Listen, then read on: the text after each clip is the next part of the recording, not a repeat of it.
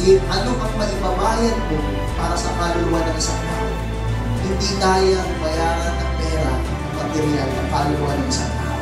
Ano man ang ating maranasan, nararambuhay, sitwasyon, kalagayan natin, okay, approach God.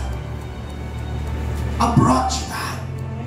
Kapag ang focus natin, kapag ang mindset natin, kapatid, ay yung kulang sa'yo, yung wala sa'yo, yan ang patuloy na maglalayo sa'yo doon sa God's blessing. Pero ano ba ang yung kalagayan? Maging confident ka sa Panginoon. Sabi mo kunin mo. Sabihin mo sa'yo, pagyayari, tayo sa pagyayari ng Diyos. Ang east ay west, and ang south ay north, and ang up ay down, ang bawat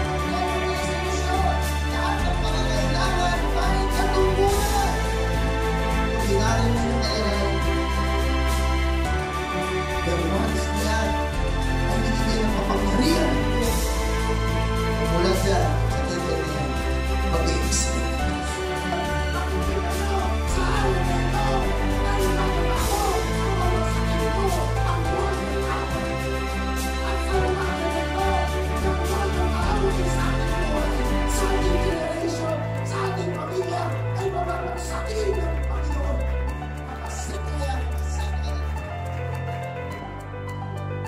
Give me what you have. Give me what you have. Paghabi mo siya. Bigay mo sa Panginoon.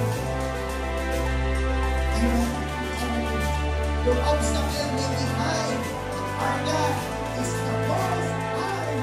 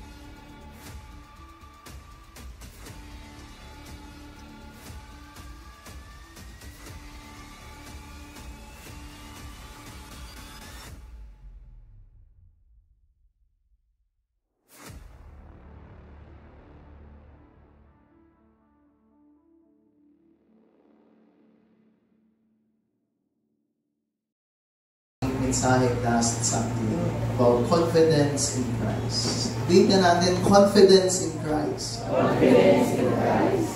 So, para saan na magkaroon tayo ng confidence sa Panginoon?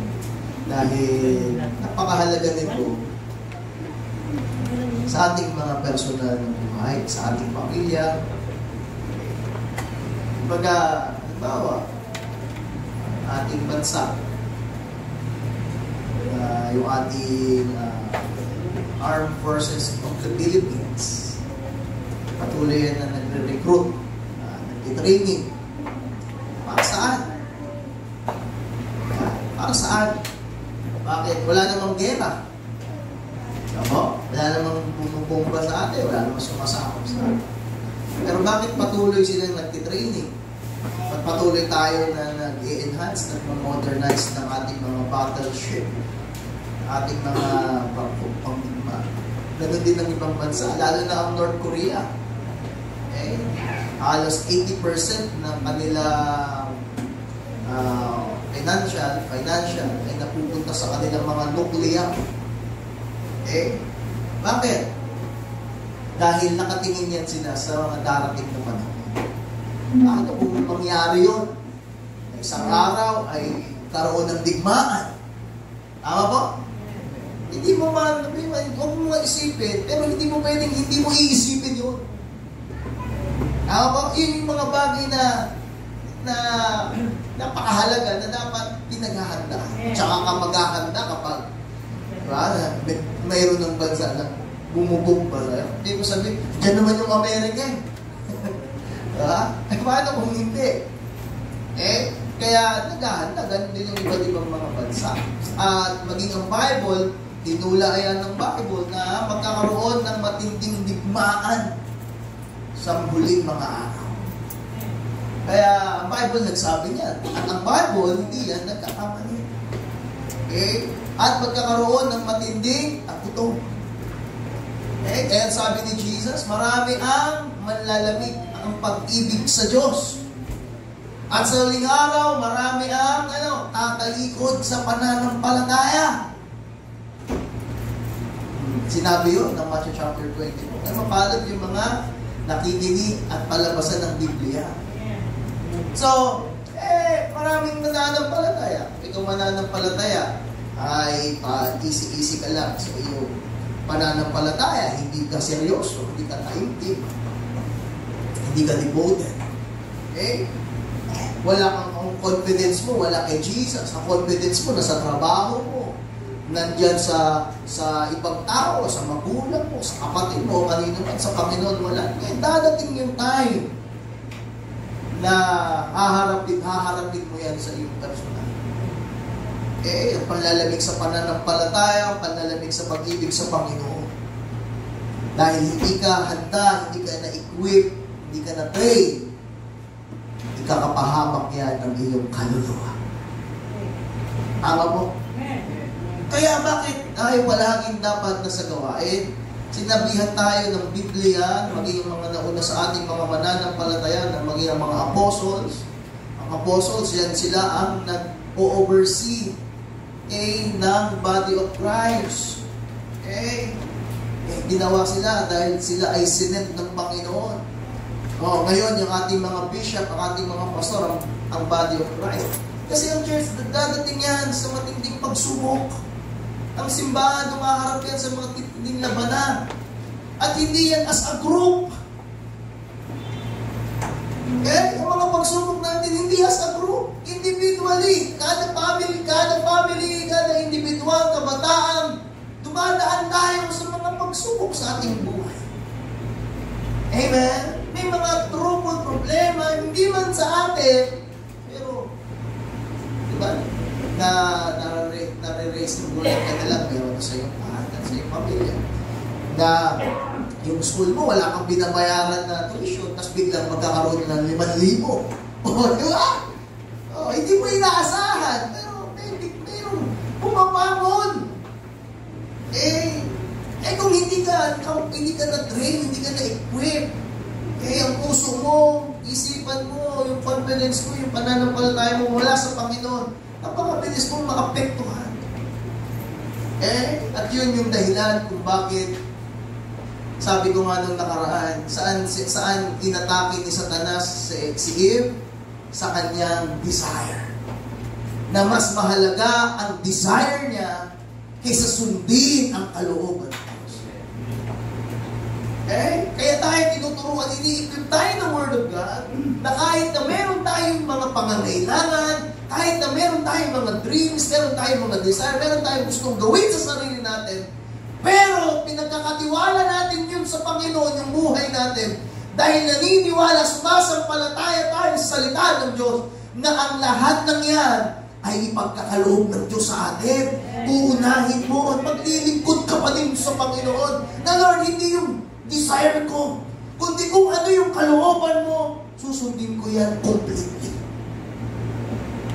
Kaya lang mahirap yun sa mga mananampalataya may backsliding heart. Mahirap na yan sa mga mananampalatayang double-minded na. Kaya nga nung sabi ng ating tema, isa-isip mo ang mga bagay na nasa langit at isa puso ang mga bagay na nasa langit. Hindi ang mga bagay na nasa lupa. Bakit, kapatid? Kasi guguluhin yan ng buhay mo. Guguluhin yan ng pamilya mo. At balang araw ang iyong sambahayan. Mahirap na yung ating generation mawala yan sa blessing ng Diyos. Yan ang ating ingatan.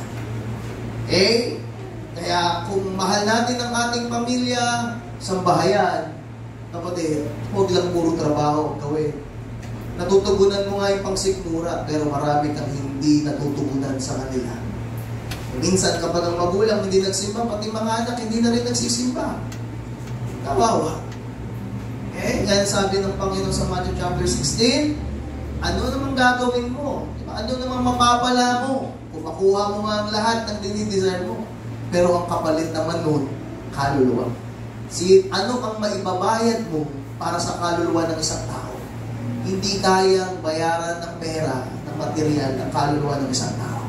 Si Jesus namatay para sa soul, hindi para sa material na bagay. Naintindihan natin? So means, kapatid, kagaya, di ba, ng mga social media influencer. Akala lang natin sa camera, napakadali pumiti sa camera. Pero hindi mo alam na karamihan sa kanila, ang kaluluwa nila ang ipinalit sa kung anong meron sila ngayon. Kaya may sinishare nga sa Elijah na pagbablog na totoong buhay. Talagang possess. Demon possess.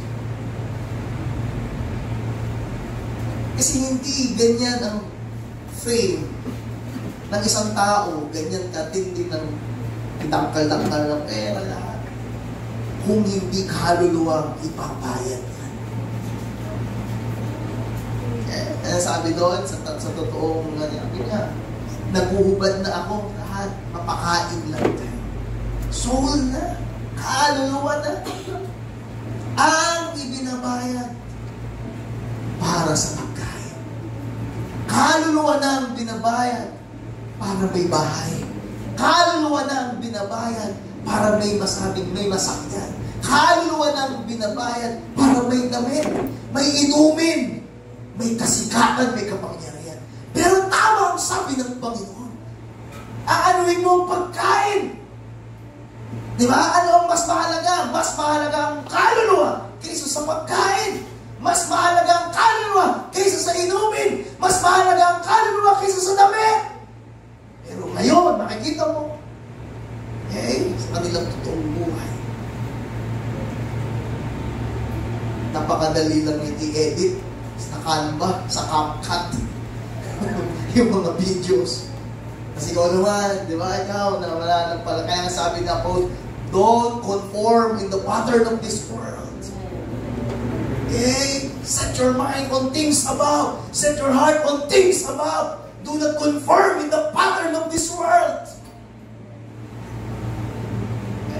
Mga kaluluwa na ang binabayan nila para sa kakapiranggot na material. Anong mapapala mo? Walang kapayapaan ang kanilang magulo. Hindi lang kulang salitang magulo.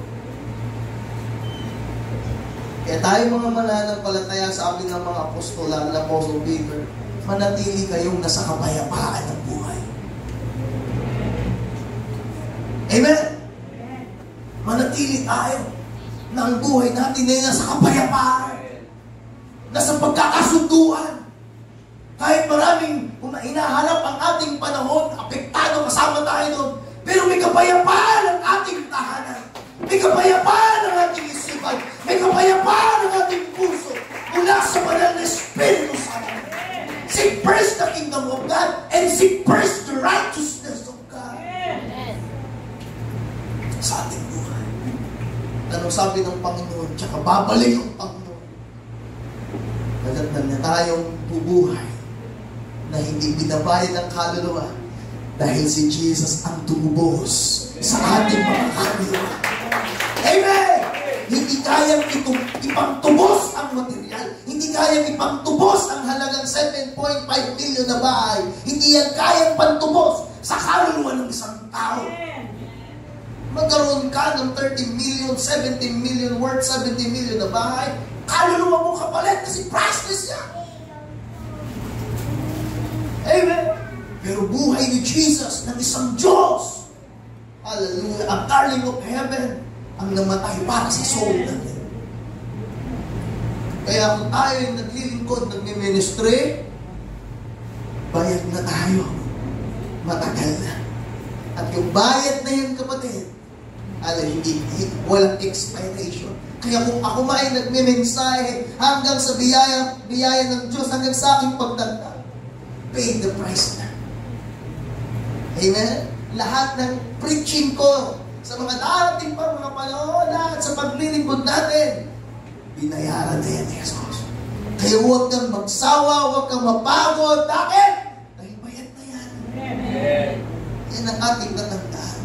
Kaya mahalaga ang ating confidence na kay Jesus. Ano man ang ating harapin, alam mo, nandyan lang yan sa paligid. Yung mga maraming mag-apekto sa ating faith. Kaya na tinuturuan tayo ng salita ng Diyos. Ang sabi ng Ephesians chapter 3 verse 12, in Him and through faith in Him, we may approach God with freedom and confidence. So, ano man ang ating maranasan, nararambuhay, sitwasyon, kalagayan natin, approach God. Approach God. Sabihin mo sa Diyos, kausapin mo ang Panginoon na hindi ka natatakot. May kalayaan na tayo noon, hindi. Sa temple, may tatlo yung part. Courtyard, holy place, and holy of holy. Hindi ang mga nakakapasok lang sa holy place ay ang mga Levites sa courtyard sa tatlong division ng temple. At tayo ng mga tao, doon lang tayo sa labas. Doon lang tayo sa labas. Hindi na pwedeng papasok. Mga Levites lang. Mga lingkod lang ng Diyos ang tinalaga niya lang. Kaya nga mahalaga ang Levites. Kasi ang Levites, ang buhay lang nila ay mag-serve sa Diyos. Sila ang paghahanda ng mga handog, ng mga worship. Lahat. Levites lang. Kaya wala silang maanay. Hindi sila pwedeng magtrabaho. Hindi sila pwedeng magtanim, magsaka, magkatay, hindi. Kasi yung trabaho nila, nandun lang sila sa loob sila ng templo, naasikaso nila yung Kaya, punta sa courtyard, sa holy place, hindi na sila pwede sa holy of holy. Nandun ang kapal ng tipan sa holy of holy. Kapag sino man magtanggang pumunta ng pumasok doon, mamamatay. Ngayon, nung sa Panginoon Jesus na, yung mga division na yan sa templo, nawala na yan. Means, kung noon sa pagsambay, hindi tayo pwedeng dumirekta sa Diyos. Ngayon, direkta na tayo lumapit, mag-approach sa Panginoon. Noon hindi. Hindi nila pwedeng babanggitin yung God, yung Yahweh, yung Elohim. Hindi mo yung pwedeng banggitin. Patay ka. Hindi magpipray ka. Tapos sabi mo, Panginoong Jesus. Noong Old Testament, hindi mo yung pwedeng sabihin, Yahweh, patay ka na. Kaya naginginig sila. Hindi mo pwedeng gagamitin ang pangalan ni Yahweh sa anumang usapan o sa anumang gawain. Hindi mo pwedeng bugiruin. Alam ng mga Hudyo yan. Kaya tumawag sila ng Adonai. Adonai means God. Hindi na pwedeng tawagin ng direkta pangalan ni Yahweh. Pero, through Jesus Christ, ngayon, direkta na tayo. Sabi diyan, hallelujah, we may approach God. We may approach Yahweh with freedom and confidence. Malapit tayo sa Kanya nang mayroong pananampalataya. Dito mayroon. Ganyan, kabiyayang Panginoon. Kaya, we have confidence in Christ. So, ano man ang dumadating sa buhay natin, ang magiging response, ang magiging approach ng ating puso ay confidence in Christ. Intindihan natin? Hallelujah. Kaya, sinabi ko yan nung una, nakaraang Sunday. Number 1, build a confident mindset in Christ. Kailangan i-build up mo yan. Hindi yan automatic na build up agad. So, pag-build up, parang pag-build yan ng bahay, ng building, pag-workout, pag-bodybuilding, diba? Hindi ba pagbuhat mo ba ng barbell, ay malaki na agad katawan mo? No, may mga kilogram yan. May mga material equipments, gym equipments, diba? Pang-workout na equipments. Hindi yung pagbuhat mo, malaki na agad yung muscle mo. Isa nga, 3 buwan na, yung tiyan mo, laki pa din. Paano, kada buwan ka, hindi naman kain pa alam mo. Kada workout. Sabi, kain din, guys.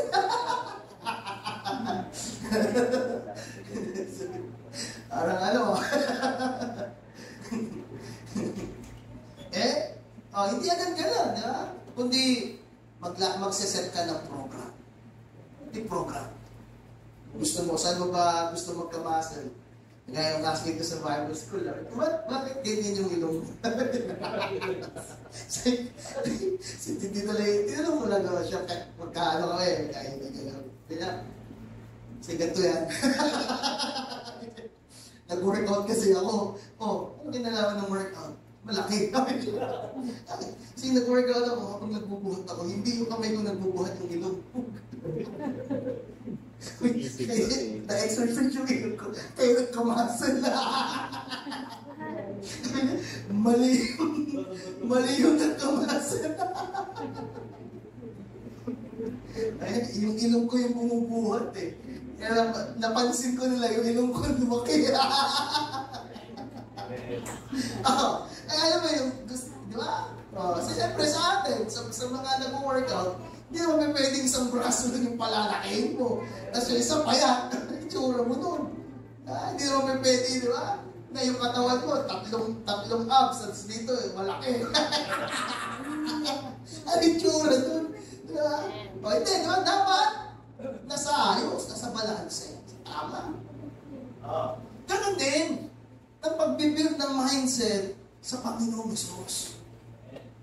Hindi yan instant na overnight build na, no? Maraming. Yan, haharapin mo yung espiritu ng deceiving spirit. Dinideceive ka. Yung confusion. Malilito ka.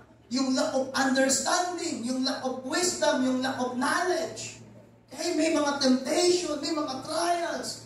Marami tayong haharapin sa iyong personal, sa iyong pamilya, yung relationship mo sa iyong magulang, relationship mo sa iyong kapatid, sa iyong church, sa iyong pastor, sa iyong kamanggagawa, sa iyong... Marami! Ngayon, kung talagang desidido tayo, seryoso tayo na ma-build yung ating mindset, yung ating confidence, mindset sa Panginoon. So ano man ang ating nararanasan, nararamdaman, nakikita, naririnig, kapatid, ano man ang nangyayari sa ating buhay, kailangan i-accept mo yan na mayroong understanding mula sa Panginoon. Amen! Di yung pag tinuturuan ka, hinuhubog ka, pinipili mo lang, binubunot mo lang kung ano yung gusto mong sundin. Hindi pwede.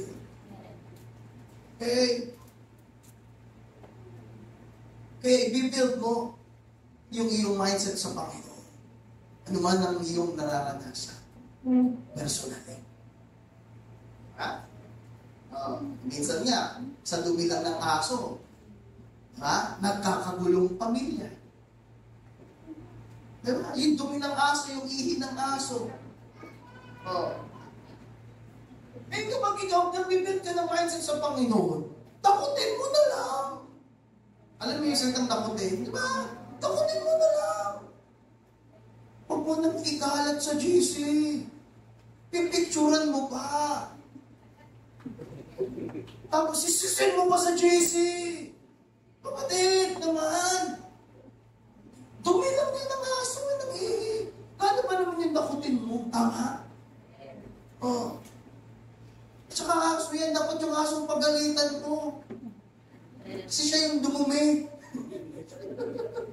Tama mo? Minsan, di ba, nag-aaway yung nanay at yung nanay at asawa, tapos yung nanay, magtatay, nag-aaway. Bakit? Dahil sa dumi ng aso. Sino ba kasi yung nag-alaga ng aso? Yung dumating yung aso, tumatuwa ang lahat. Yes, may aso na tayo. Tama, tuwang-tuwa. Pinapatulog pa sa kama. Eto na, ngayon. Siyempre yung aso, kumakain, umiinom na, dudumi. Oh, pagkapakan ng tatay, ano ba yan? Oh, kikita mo, baho. Umihi sa sopa, umihi doon sa kama. Ayan na, nagwala na. Gusto pa, sabi niya, bibili pa tayo ng 5. Oh, di ba? Anong sabi ng mga experts sa pag-aaso? Nagbibuild yan ng mindset at ng character. Pag nag-alaga ka ng kalapati, nag-alaga ka ng lovebirds, binibuild yan yung temperance mo, yung character mo. Ginagawa ka nitong responsible. Meron siyang good na benefit sa atin, meron din siyang bad na benefit sa atin. Boom! Hindi mabibuild ang mindset natin. Eh, yung una, nag-alaga kami ng Shih Tzu. Eh, syempre, hindi pa sanay si Pastor Roma. Talagang nagdadaldal siya. Piruin mo ba naman? Yung carpet namin, inhian ng inhian. Kung nadaldal talaga siya, tulog na siya, biglang magigising dahil tumahin. Tulog na siya. Nagigising pa. Kaya talagang nagdadal siya. Dumating pa sa point na, ibenta nyo na yan! Ibenta nyo na yan! Sabi ko, sige, hanap ako ng bayad. Ay, wag. At daw. Oh, hanggang, nag-build na yung mindset niya. Ngayon, dumudumi pa rin yung aso, umiihip. Pero wala nang nagdadaldal. Kasi na-build na yung mindset mo. Amen? Oh, una, halaman ka. Ganda na positive vibes kasi itong halaman. Nakakatanggal ng negative ng mga ano to tawag dito, di ba? Oh, mga negative vibes. Negative ion yun. Negative ion. Okay. Tumatagal, inuutos na. At pakiniligan nga muna itong halaman. Ay, gumagawa ng assignment. Mamaya na! Nakailang sabi na akong diligan mo, hindi yun mo na yung assignment! Ayan na. Hindi ka na marunong rumispeto sumunod. Tigil na sa akin, kinapon. Magdilig ka. Sana na-uwi. Kasi hindi na-build yung mindset mo. Kaya sasabihin, yan, hahalam-halaman ka, plantitos ka. Hindi mo pala kayang panindigan. Tama? Dadalhin-dalhin mo yan dito. Yan. Kaya kung ikaw yung nagwawalis, huwag mo walisin lahat. Pag naglilinis ka, huwag mo linisin lahat. Nagwalis ka lang kasi nag-alika mo. Pati yung nandakaw mo, winalis pa, umalis ka dito, lumayas ka. Ang takawan nyo! Tahimik, umawak ka lang ng walis. Lahat na dinamay mo. Ako hindi ako ganyan maglinis na tao. Ay, sabihin ko kayo, maglilinis lang ako. Hindi ako naghahanap ng gulo. Naglinis para maghanap ng gulo. Gets nyo ba? Tutupi. Ang gugulo mo sa mga gamit din mo. Dami niya sila dyan. Pero pag na-build na yung mindset mo, kaya sabi ni Paul, ano man ang ginagawa ninyo, gawin niyo yan para sa Panginoon. Sabi niya sa Colossus. So kung naglinis ka ng bahay para sa Panginoon, nag-washing ka para sa Panginoon, para hindi ka nagngangal-ngal, hindi ka takol. Hello! Linis na! Enjoy your life. Ayan yung pag-build ng mindset sa Panginoon. So, mature ka. Hindi yung nagyayaw-yaw ka, kalaban mo 4 years old. Pansinin ka ba niyan? Patulan mo yung bata. Oh. Kaya tayo doon. Okay tayo dyan. Number 2. Number 2. Be confident in what you have. Kasi mahalaga ito na talakayin. Sabi dyan, it's easy to focus on what we don't have rather than in what we have. Saan nakapokus tayo doon sa wala tayo. Meron ka gustong brand na damit, nagkaroon ka na. Ano naman hanapin mo, yung wala ka pa. Kahit sa church yung hinahanap, wala eh. Kahit saan naman doon, sa trabaho, ba't wala siya kahit saan, yung hinahanap yung wala.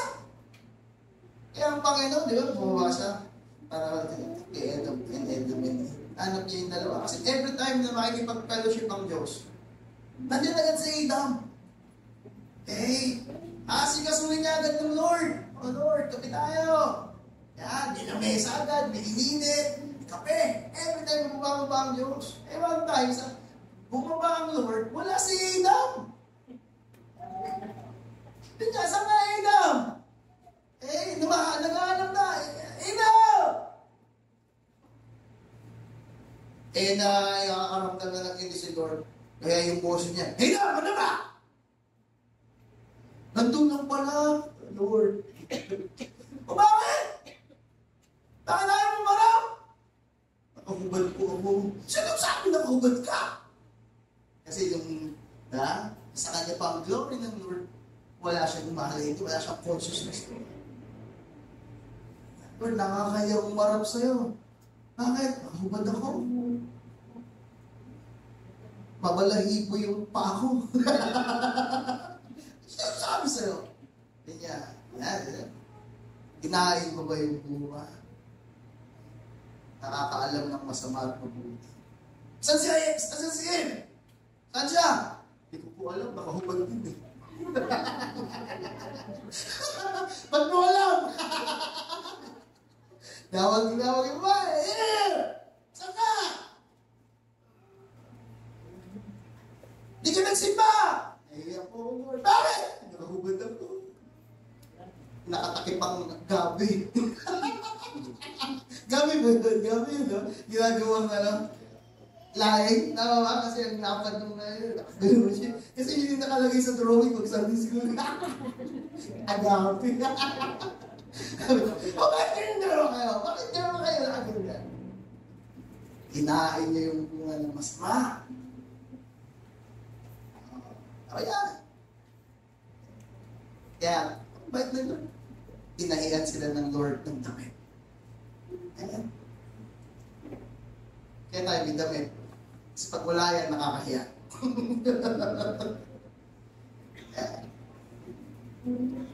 Nakapokus ka doon sa wala ka. Kaya hindi ka matahimik. Okay? Minsan, sabihin mo, wala akong talento. Wala akong education. Hindi sapat ang aking karunungan. Wala akong tamang pagkatao. Okay? Ang alam na pagkatao na meron ako ay yung pagkatao makulit. Hindi magandang pagkatao. Okay? But as long as you think you're lucky, it will keep you from God's best. Kapag ang focus natin, kapag ang mindset natin, kapatid, ay yung kulang sa'yo, yung wala sa'yo, yan ang patuloy na maglalayo sa'yo doon sa God's best sa buhay mo. Tindihan natin, kapag palagi nakikita mo is yung wala sa'yo, yung kawalan mo, yung insufficient sa'yo, yung mga kahinaan mo, yan ang maglalayo sa'yo sa Diyos. Hindi sapat na magkaroon lang tayo ng faith. Importante, it's not enough to just have faith in God, that's important. But you have to step further and have faith in what God has given you. Kung ano yung pinagkaloob ng Diyos, ano meron ka? Tanungin mo yung katabi mo, ano ba meron ka? Maraming meron tayo. Meron kang, marunong kang magsalita.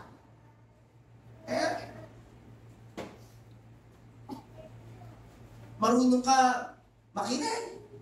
Nakakapaglakad ka. Marami tayong pwedeng gawin. Kahit nga lang yan sa nakakapagsalita ka, marami na pwedeng mong magawa para sa kami. Okay? So, kailangan mo lang kung ano yung meron ka, ay Gamitin mo para ang buhay mo ay pagpalain ng Diyos.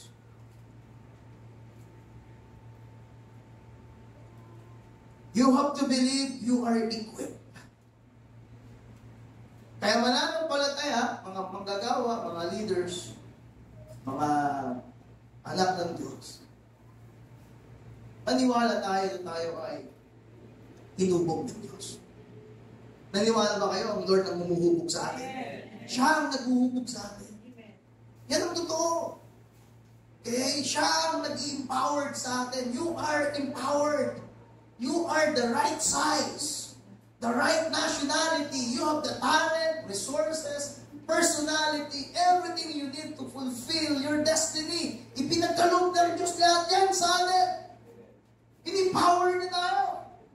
Okay? Ini-equip tayo ng Diyos. Maraming tao nagsasabi na wala daw silang talento. Hindi mo kailangan ng maraming talento para magtagumpay. Ang tanging bagay na meron ka dapat, yung pinagkaloob ng Diyos sa atin. If you use what God has given you, He get you to where you are supposed to be. Pag-amig mong buhay mo. Kaya sabi ko, di ba?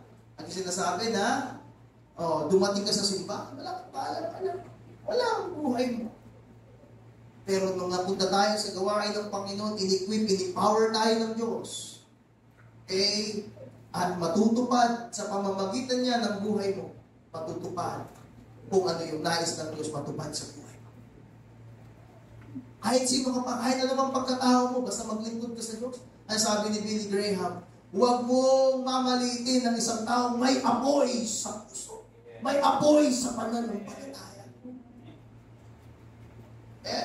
Kagaya bawa lang si Pastor Arman Ellie ng Victory Church C5. Grade 3 lang yung tinapos niya. Hirap siyang magbasa. So, totoo nga, hindi nga siya marunong magbasa at magsulat. Pero, isipin mo, ang buhay niya ay magnanakaw kasi ganun pagkatao niya. Hindi siya makapasok ng trabaho, maka-apply ng anuman. Hindi siya wala siyang trabaho na mapasukan, kikitain ng pera, maliban lang, saan? Sa pagnanakaw. Kaya naging ang tabansag sa kanya ay pusang itim.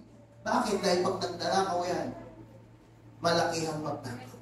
One time, nandun siya sa bahay nila. Itong si Pastor Sami, kabataan kami Pastor Sami, nag-crusade siya. Nag-revival, nangangaral siya. Siya nandun sa bahay, naingayan siya sa boses ni Pastor Sami. Naingayan siya. Kaya ang ginawa niya, pinagbabato niya habang nangangaral si Pastor Sam. Binato niya yung revival, yung lugar. Pinagdadausan ng revival. Binato niya si Pastor Sam.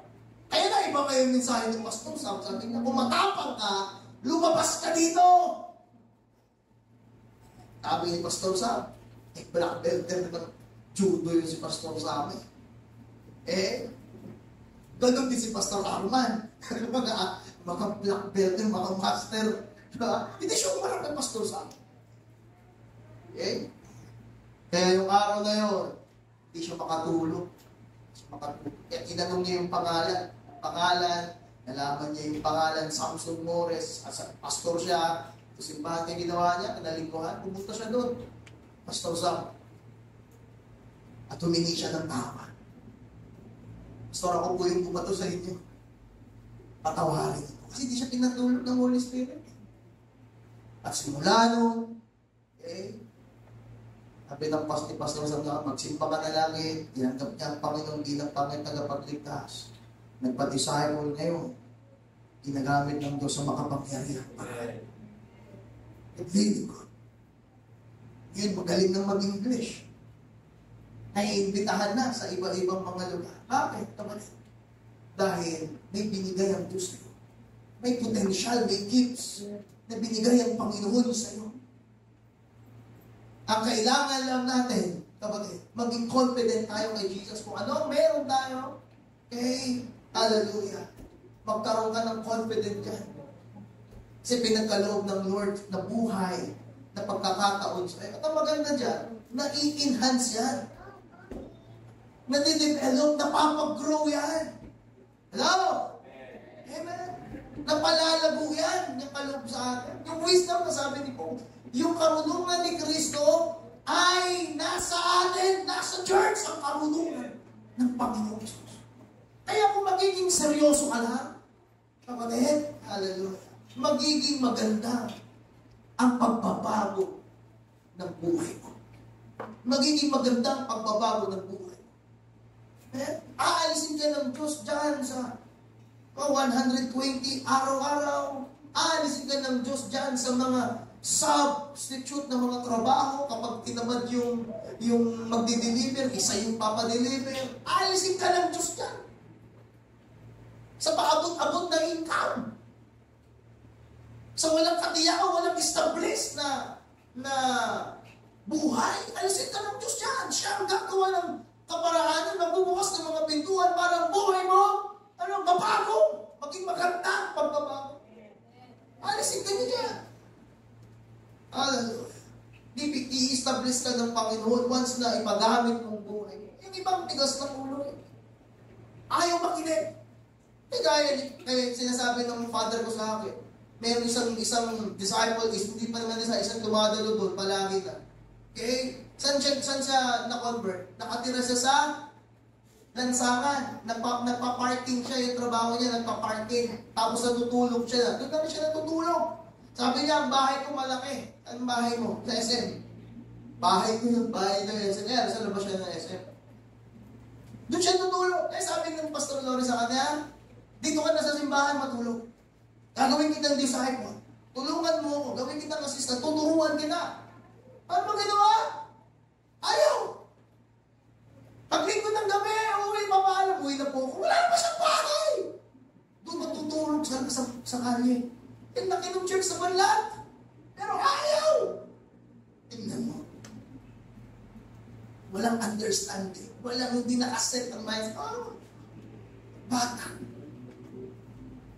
Paano ka uwi ka na wala ng bahay? Binigyan ka na ng opportunity, ng privilege. Ito lang. Kaya inisip ko, kahit mga taga-pakain ka ng kalapate, hallelujah, importante, di ba? Mayroon ka nandiyan ka sa simbahan. Balang araw, gagawin kang pasto. Gagawin kang lingkod ng Diyos. Kaya masisisi mo ba kapag manliligaw siya sa mga worker? Masisisi mo ba na pagtatabuyan siya ng mga worker? Masisisi mo ba? Pwede mo sabihin doon sa mga worker mo ba, kayo, lubit nyo naman. Kahit sino naman eh. Diba? Ang puso namin yung kay Jesus, hindi makabuntong puso to. Bakit binibigyan ng opportunity na maglingkod doon? Pero doon pa rin gusto matulog sa kali. Magagawa ka pa ba doon? Amen? Magagawa ka pa ba? Kaya, pero kung ano man ang iyong kalagayan, maging confident ka sa Panginoon, gamit mong buhay mo, sasabihin ko sa iyo, pangyayari yung nais pangyayari ng Diyos sa buhay. Kaya, natutunan ko na hindi necessarily the amount of talent, the amount of education, the amount of money ang magbibigay sa atin ng totoo pagtatagumpay. Kundi, sabi niya, what makes the difference is God's anointing on your life. Binigyan tayo ng anointing ng Diyos. Because you can have average talent, when God breathes in your direction, you go further than someone that has exceptional talent. Higit pa. May anointing ang buhay mo. Sabi mo sa katabi mo, may anointing ka. In-anoint ang ating buhay sa Panginoon. Kaya, kung meron man tayo ng opinion, you can have an extraordinary problem, but with the favor of God, He can take an ordinary solution and cause you to be, sabi diyan, victorious. Merong mga problema tayo, hindi lang mga common na usual yung problema natin. May mga uncontrolled things, uncontrolled circumstances, na hindi na kaya ng positive thinking.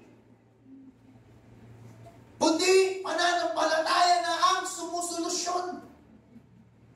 May mga nangyayari sa buhay natin na hindi na natin kaya Pero tandaan natin, with the favor of God, sa biyaya at abag ng Panginoon, hallelujah, kahit extraordinary problem yan, ordinary solution lang, solution ni Lord. Eh, may 20,000 ng mga tao, gutom na. Anong solusyon ni Lord? 5 tinapay, 2 isda lang. Eh, 3 taon na natagtuyot. Anong solusyon ni Lord? Kapatak na langis at hari na lang ang solusyon ng Diyos. Hindi kailangan ni Lord magpababa ng isang star sa galaxy at dalhin dito. Hindi kasi sa earth. Hindi na kailangan gumawa pa ng malalaking mga bagay o ano man. Diyos siya eh. Kahit gaano maka-extraordinary ang ating nararanasan, ordinary lang ang solusyon. Dahil siya'y Diyos. Kaya sabi ko nakaraan, lahat ng problema may solusyon. Kung ang east may west, kung ang south may north, kung ang up may down, ang bawat problema may solusyon. Lahat ng pangangailangan may katugunan. Alam mo, ang hindi na lang masusolusyonan is yung, anong sabi, na lagi natin sinishare sa evangelism, yung pagpapaliwala. Negligence. Yan ang malaking kasalanan sa Diyos. Kasi pinapaliwala mo na eh. Kasi kinakausap ka, hinuhubog ka, tinuturuan ka, sinasabi kung ano yung dapat mong gawin, pero pinapaliwala mo, yan na lang ang umahadlang sa'yo. Yan ang malaking hadlang. Bakit hindi umuhusad ang buhay? Totoo yan. Ang gawain ng Diyos, ano bang mangyari? Uhusad yan. Pero maraming mananampalataya na iiwanan ng buhay nila. Kasi bakit? Nagbabaliwala ka eh. Alam mo ba na ang pagbabaliwala mo sa loob ng church, sa iyong ministry, sa salita ng Diyos, hindi mo madadala sa buhay mo, sa pagtatrabaho mo, sa pag-aaral mo, sa anumang ginagawa? No! Dalang-dala mo yan! Kung sa Panginoon nagbabaliwala ka, yung hindi pa kaya sa Lord, tama! Yun ang totoo. Pero kung sa Panginoon pa lang, matapat ka na, responsible ka na, hindi ka nagpapabaya, hindi ka nagbabaliwala, eh gaano pa naman yung sa trabaho mo? Gaano ba naman yung sa business mo? Gaano ba naman sa pag-aanap buhay mo? Sa pamilya mo? Kung ang Panginoon hindi mo pinapabayaan yung relationship mo sa Kanya, yung ministry mo sa Kanya, mas lalo mong hindi pababayaan yung mga under sa Panginoon. Eh yung pinaka-priority nga, na priority mo eh. Kaya walang mangyayari sa buhay ng bawat isa sa atin. Binabaliwala natin yung mga priority mo sa buhay. At which is number 1 ang Diyos. Kahit ano pang gawin mo, hindi ka magiging masaya. Kakapintura mo lang ng kabilang kwarto, yung isa na naman, bakit? Leak na naman. Di yan nauubos. Amen? Kaya yung iba sasabihin, kaya ko ba ma-enjoy itong pension ko? Kaya ko ba ma-enjoy itong 13 month ko? Di ba ma-enjoy? Kasi hindi mo natutunang unahin ang sa Panginoon. Yan. Yan ang nangyari kay Samson. Dumating sa time, Samson, he was surrounded by a huge army. He had no weapons, no protection. Dumating sa time, si Samson kasi yung tao na hindi nagdadala ng sandata. Okay? Wala siyang sandata, pero buong Palestinians, maraming mga bansa, kaaway ni Samson. Pero siya yung mandirigma na hindi nagdadala ng shield, ng helmet, ng sword. Wala, sarili lang dala niya. Suot ka lang. Dumating sa time, pinagplanuhan siya ng mga Palestinian. Pinagplanuhan siya ng kanyang mga kaaway. He was surrounded by a huge army. Libo-libong mga Pilisteo. He had no weapons, no protection. All the odds were against him. Lahat against sa kanya. At gusto siyang patayin. He began to look around. Kasi dami. Lumingon-lingon siya sa kanyang paligid to find something to defend himself. All he could find was the jawbone of a donkey. Nalibutan na siya. Lahat na, papatayin siya eh. Eh, wala siyang weapon. And nag-look around siya, paligid niya, at nakakita siya na Jobo, yung panga ng tangke. Yung panga ng tangke. Matibay yun. Pwede niyang sabihin na, sabi niya, mukhang minamalas ako ngayon. Kailangan ko ng sword. Kailangan ko ng shield. Hindi. All he has is Jobo. Wala siyang weapon. Ang meron lang siya is yung panga ng tangke. Na nilalangaw pa. Yun ang meron siya. Okay? Sa gitna ng sa harapan ng kanyang mga kaaway. Sipin mo yun? Ikaw! Anong kaaway? Anong banda ang nasa harapan mo ngayon? Ay, marami na hindi na nagsisimba. Ay, na maglingkod sa Panginoon. Kasi hindi ko kayang harapin itong kaaway ko na ito. Hindi ko kayang harapin itong pag-ahadam na ito. Wala kasi ako nito, wala ako nito, hindi kagaya niya, no? No! Pwede yung isipin ni Samson. Pero, ang tanging meron lang siya is a Jobo, yung panga ng donkey. It was small, it was ordinary. But he didn't dismiss it. He was smart enough to realize that was a part of his divine destiny. He picked it up and used it to defeat the entire army. Entire army. That Jobo, even though it was ordinary, when God breathed on it, it became extraordinary. Sipin mo, meron bang tao dito? Hindi ka makapalakpak kasi malaki yung kaaway mo ngayon eh. Hindi makapasok ang word of God kasi yung puso mo lumpay.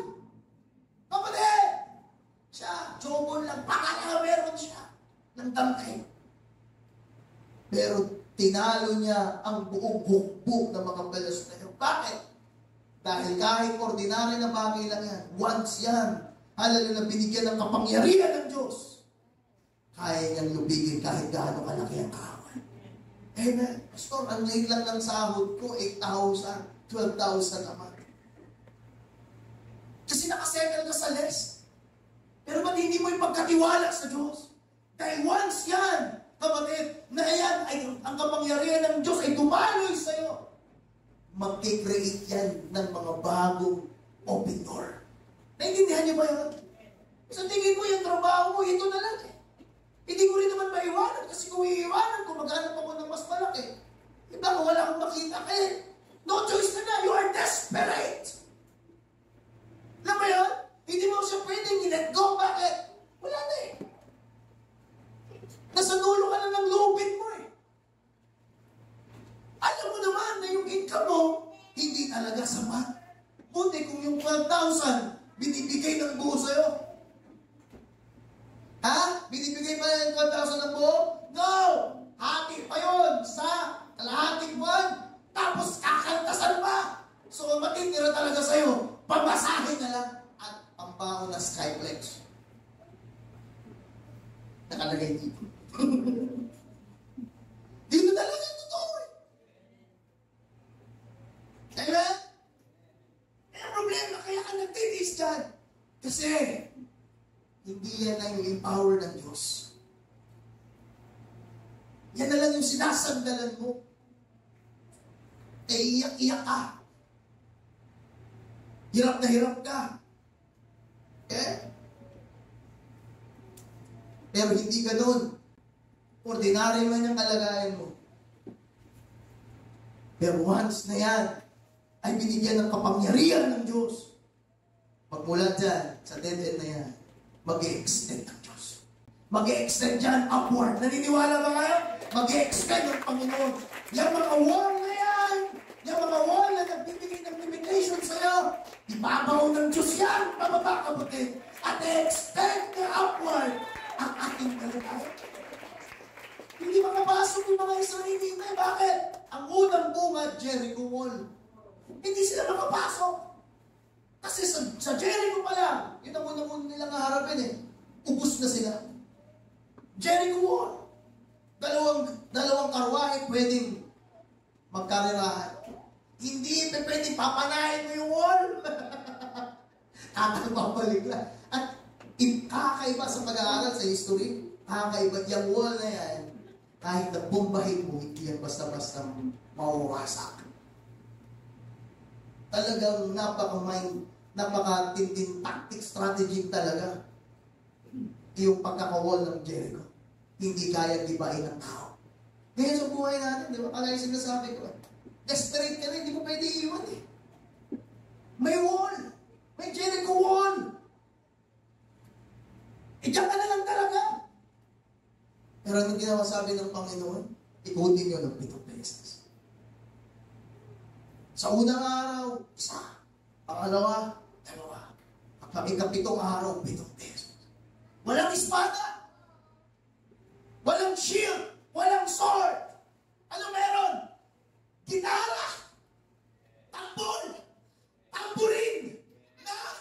Ano mo tamburin? Minamalit mo ang tamburin. Minamalit mo ang gitara. No! No weapons formed against you shall prosper. Yan lang ang kailangan, kapatid. Inisipin mo wala kang talento. Hawakan mo ang tamburin. At bigyan mo ng papuri ang Panginoon. Praise in the day of harvest. On Friday, napuspos kami ng Spirit. Dahil bakit? Dahil pag tumanggap tayo ng sahod, hindi na tayo nagpipraise sa Diyos. Murmur na agad. Hindi ka pa tumatanggap ng allowance, isip mo agad, kulang na agad. Hihintayin mo na yung isang buwan, kakapasok lang ng isang buwan. Gusto mo na dumating yung susunod na buwan. Dahil sa kahirapan. Pero nung tinalakay ko nung Friday, praise. Bakit nagpipraise ang mga Israelita sa pagpanahon ng harvest? Dahil hindi madali ang mag-harvest. Maraming salot, maraming sakuna, maraming hindi pwedeng mangyari para sirain ang kanilang mga pananim, ang kanilang mga halagang hayop. So, yung maka-harvest sila means pinaburan sila ng Diyos.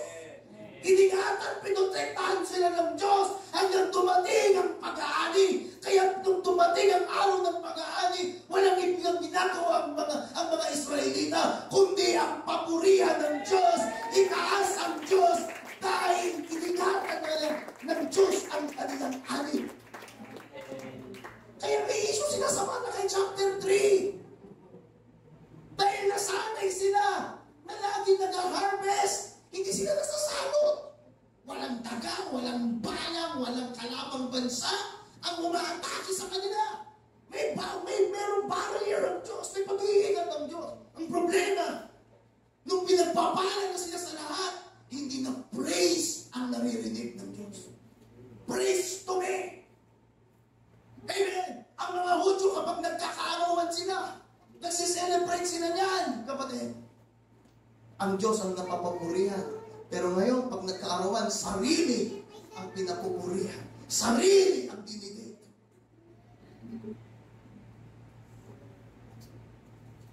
Ano bang meron silang event? Purihin ang Diyos. Sa bawat taon. Dahil yun ang highest level of living nila. Ngayon, ang nangyari ng issue sa Malakay chapter 3. Napansin ng Lord na hindi ka na nag-praise. Ang ginawa niya ang Diyos, dumating ang salo. Unang taon, wala silang inani. Issue sa kanila yun. Walang inani. Sumunod na taon, kumakain sila, nagtatanim, pero wala silang stock sa kanilang imbakan. Kumakain sila, pero gutom. Butas na bulsa. Kumikita sila, pero nilalagay nila sa butas na bulsa. Nagpapaganda sila ng bahay, pero malungkot sila, kaway-away sila.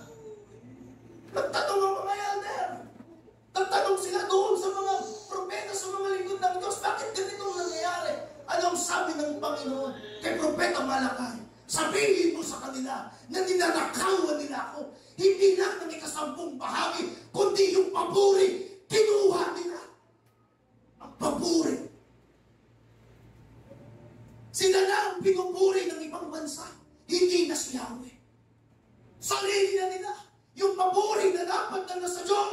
hindi na napupunta sa Diyos. Napupunta na sa kanilang mga sarili. Kaya nung sabi ng Panginoon sa Malaki chapter 3, ganyan ang nangyayari sa inyo. Sinalot kayo ng mga salot, ng mga karamdaman, ng mga bukol. Kami mga bukol nila. Kaya yung mga bukol, mga cancer, noon pa yan. Hindi nga ng pangalan cancer. Pero noon pa yan. Saan galing yan? Salot! That is the power. Ano yung mga high blood, mga diabetes? Noon pa yan, meron na. Hindi nga lang diabetic ang pangalan. Bakit? Yung praise, hindi na nasa Panginoon. Nga? Sarap ng ulam mo, pero manok mo naman. Magre-reklamo. Magkukomplain. Tinuro ko ng Friday sa discipleship. Kapalan. Alala naman. Naman ang mayroon. Purihin mo ang Diyos. Amen. Praise God. With your praise. Honor Him with your rights.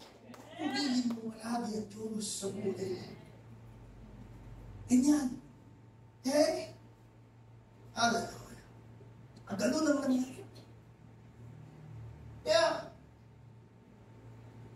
kung meron tayong mga war, pasok ng mga Israelita, pinagtatawanan sila ng mga kalaban, kaaway, titigbayin nyo kami na ang gamit, tamburin. Kaya mga tamburiner, yung pagtatamburin nyo, Wall of Jericho, sinisira niya. Yung mga pagsasayaw nyo, innovation dancer, ang pag-awit ninyo, ang pagtugtog ninyo, kapatid, sinisira nito, inaangkin nito, ang lupang pangako. That is governing law. Ang praise is our governing law. Kalakay kayo ng Friday. Ano yun? That is natural law. Kung halimbawa, sa electric pa, ng mga electric na mga instrument na ito, itatanggalin doon, i-unplug, automatic yan, magsha-shutdown. Pero once na yan, ay i-plugin mo, magkakaroon ng source. Ganyan ang praise and worship. That is governing law. Once na tayo ay nag-praise, nag-worship, kapatid, napaplug-in tayo sa presensya ng Diyos. Napaplug-in tayo sa kapangyarihan ng Panginoon. Kaya hindi pwede, kapatid, kapag lack of understanding ka, pagdating sa praise and worship, hallelujah, hindi ka napaplug-in. Amen. Pero once na ikaw ay nag-ministry na sa Espiritu at sa katotohanan, kapatid, hallelujah, ang importante kung bakit kailangan na sa ministry ka. Dahil dyan nagmamanifest ang kapangyarihan ng Diyos. Dadaloy sa iyo pag-uwi mo. Dadaloy sa iyong pamilya. Dadaloy sa iyong sambayan. Pagpasok mo sa eskwelahan. Dadaloy sa iyong mga classmates. Kahit saan ka, nagmamanifest ang kapangyarihan ng Diyos. Nalipat ka ng praise and worship. Kasi pa-plug out mo ang sarili mo. Walang ka ng source. Kaya, di ko tinatawanan sila ng mga, di sila pinapansin. Confident ang kaaway na hindi nila kayang ibahin ang Jericho. Confident sila. Ang meron sila tamburin, gitara, tambol, at magagandang awitan. Araw-araw magpupuri, araw-araw ako ay sasamba. Walang papantay sa pag-ibig mo. Ikaw lang ang buhay ko. Naririnig nila. 7 days na sila. First day, nagpupuri. Second day, 2 beses sila nagpupuri. Third day, 3 beses sila nagpupuri. 4th day, 5th day, 6th day, 7th day. Ibubuhos natin sa ikapitong linggo ang pagpupuri, pasasalamat sa Panginoon. At patutulungin ang mga pakaka. Pangahinahin ng mga gitara, mga tanggol. Sisigaw tayo sa pangalan ng Panginoon. Ikakalansin ng mga tamburin. Sasayaw sa Espiritu at katotohanan. At anong sabi ng Panginoon? Makikita nyo sa araw na ito na ibababa ko, pamamagsakin ko ang wall ng tower. At sa umaga na ito, yung wall ng kaaway sa ating buhay, sa ating generation, sa ating pamilya, ay mababagsakin ng Panginoon. Mapasik kaya. Nung nangyari, nung nagpupuri na sila, nakita nila kung paano ibaon ng Diyos ang wall ng Jericho. Sa sobrang mangha ng mga taga-Jericho, hindi sila makakilos sa sobrang takot. Dahil not by might, not by power, human power, but by God's power. But by God's power. Alam mo, ano ang pinagpatayan ng mga Israelita? Yung mga sariling espada, sariling sandata ng kaaway.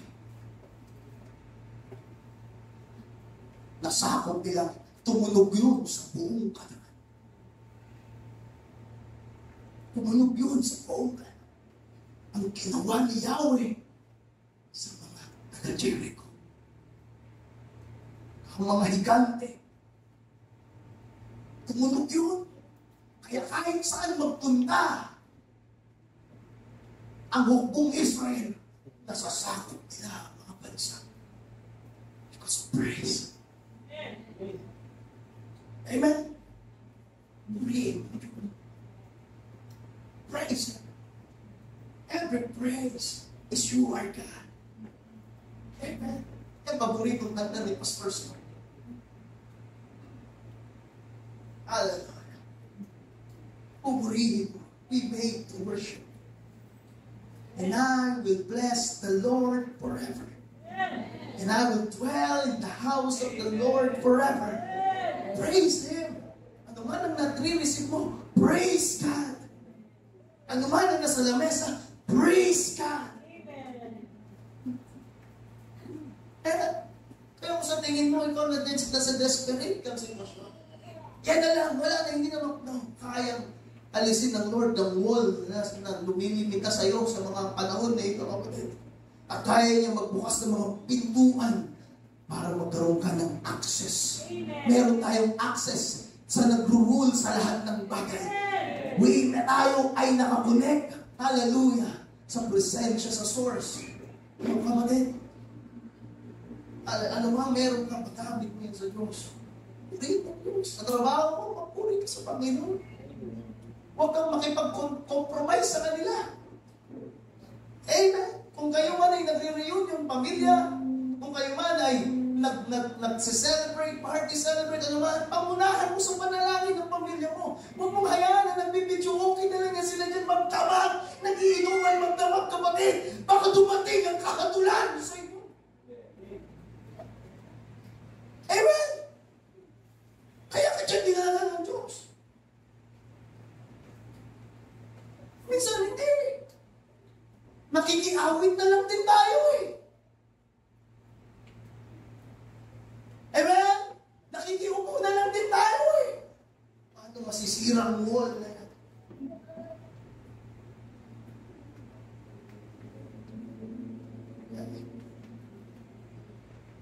Kaya, naging yung extraordinary ng karanasan ni Samson, binigyan niya ng kapangyarihan. So, ibig sabihin, you don't have to be a bigger, stronger, tougher to overcome your obstacles. You don't have to have a great talent in order to do something great. When you honor, when you praise God with your life, you have the most powerful force in the universe breathing in your direction. Sa Panginoon, hindi mo kailangan ng ganong mga bagay. God knows how to take something ordinary and make it extraordinary. Gumawa ka. Amen. Sa trabaho mo, do something. Na pagdadaluyan ito ng open door sa iyong buhay. Now, get in agreement with Him, with God, and be confident that you have exactly what you need. Nandiyan ka na sa ground eh. Do something. Hindi mo kailangan ng pagiging bigger, stronger, tougher to overcome that.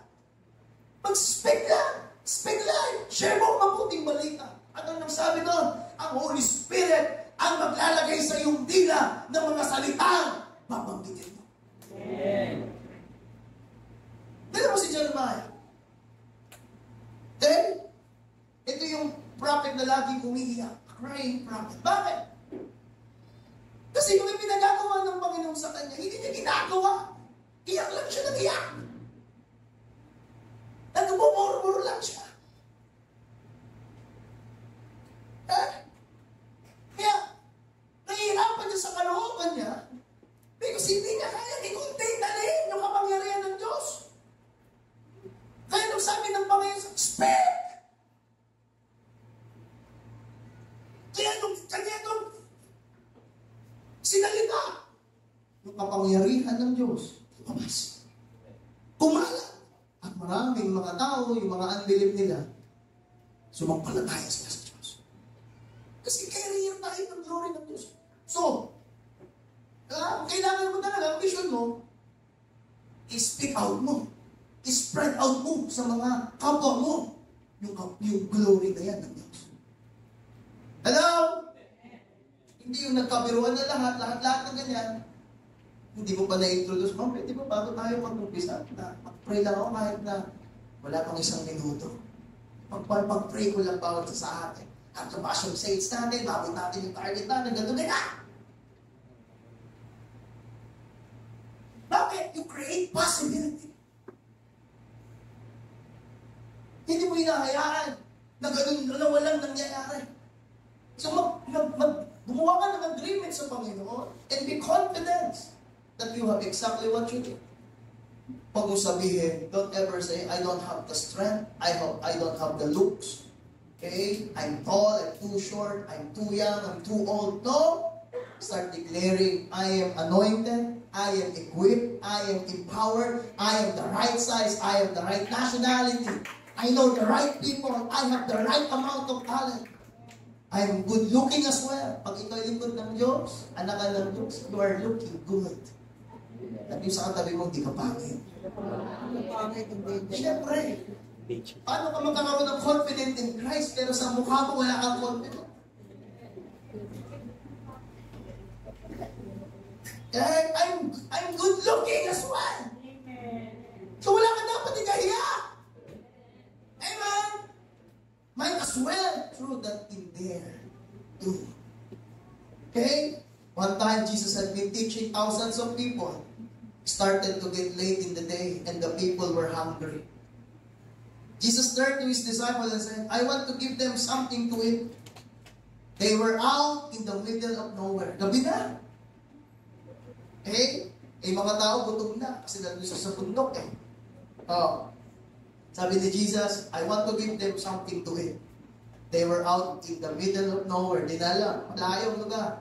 There were no grocery stores, no food. It seemed like on the surface what was Jesus was impossible. Sabi ng Panginoon sa kanyang mga disciples, mga tao, gutom na. Pakainin natin sila. Sabi ko, Lord, ba't ka na nagsabi? Na-shady na. Sarado na yung grocery store. Ayan, walang grocery store, walang pagkain. Kaya sabi niya, yung sinasabi ni Jesus, imposible. But sabi niya, but here's the key. God will never ask you to do something and then not give you the ability to do it. Tandaan mo yan? Hindi ka nilagay ng Diyos sa kalagayan na yan. Hindi niya pinagagawa yung ginagawa mo ngayon kung hindi ka niya bibigyan ng ability na mag-improve ka dyan, na mag-develop, na mag-progress at mapapapurihan ng Diyos dyan. Hindi pa pwede niya sa ginagawa mo. Ang Diyos na naglagay sa iyo yan. Siyang nagbigay sa iyo ng ability na yan. So dapat, kapatid, mag-grow yan sa iyo. Okay? So God will never ask you to do something and then not give you the ability to do it. Okay? Ano sinasabi ng iba? Naririnig ko na sinasabi ng iba, I know I need to forgive, but I just can't do it. It's too hard to forgive. Sabi pa ng iba, di ba? Yung position ko, hindi ako qualified. Gusto mo lang dito, ayaw mo sa mataas na position. Eh kung doon kayo lagay ni Lord, ayaw mo ba rin? Yung iba, ayaw eh. Sobrang humbleness. Mali na eh. Eh? Yan sinasabi ng mga disciple, imposible. Walang paraan. Narinig yun ni Jesus. Jesus heard all their excuses. Hindi nila alam gagawin nila.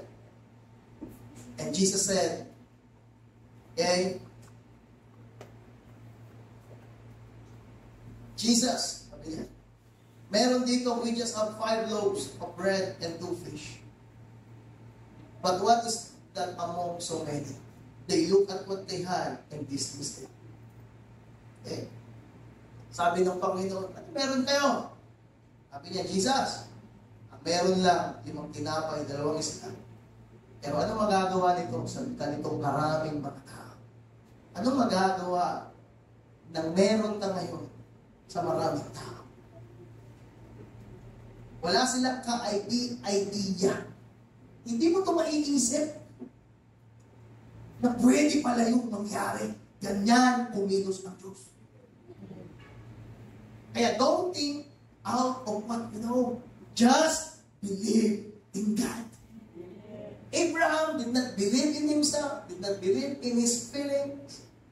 He did not put his faith in his faith, but in God. Kaya imposible, hindi na maisip kung na pwede pala yung mangyari. Okay? Sabi ng mga disciple, it is not enough. Kailangan pa natin dyan na higit pa. Okay? But God is saying to you now, give me what you have. Give me what you have. Paghamit mo sa Diyos. Bigay mo sa Panginoon. Amen. Don't make excuses. Don't sit on the sidelines of life intimidated, thinking that you're unqualified. Put your life, put your dreams, put your goals, your talent into God's hands. Amen. And Jesus took the 5 loaves and 2 fish. Pray over it. Alam natin ang story. It multiplied and somehow it fed nearly 15,000 people plus. That's what happens when you give God what you have. He will multiply it. Amen. Talento mo, dreams mo, goal mo, put in God's hand. Yan ang nangyayari. Aral kang aral. Kahit makakahabol ka pa sa gawain, ayaw mo na humabol. Ginagala mo na lang, binabasketball mo na lang. Hindi mo nilalagay yung dreams mo sa kamay ng Diyos. Yun ang ibig sabihin. Walang trabaho, pero wala kang nagbibinis sa Panginoon. Hindi mo nilalagay yung word mo sa kamay ng Diyos. Hindi mo pumuntimpla yan. Hindi yan magbe-benefit sa'yo.